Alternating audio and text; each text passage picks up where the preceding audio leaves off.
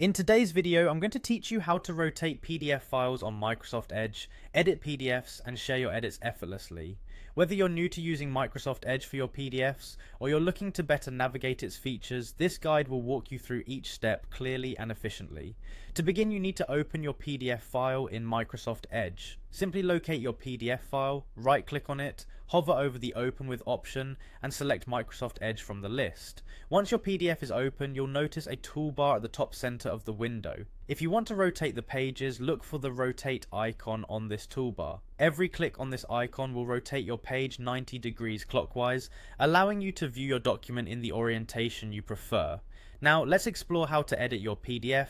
Edge offers some basic editing features like highlighting text, drawing, adding text, and even signing your documents. Let's start with highlighting text. Locate the highlight pen tool in the toolbar and click on it. You can then choose your desired color.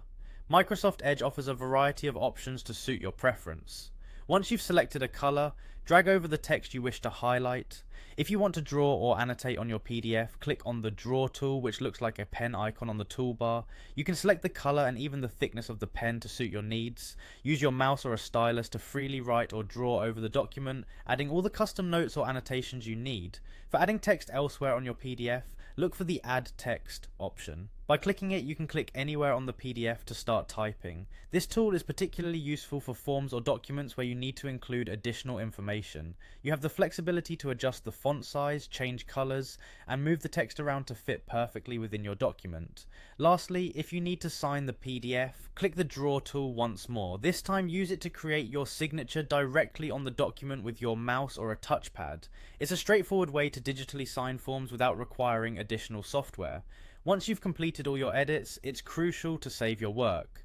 Simply click the Save icon, which resembles a floppy disk, or press Ctrl+S on your keyboard. Then, choose a location and file name that's easy for you to remember.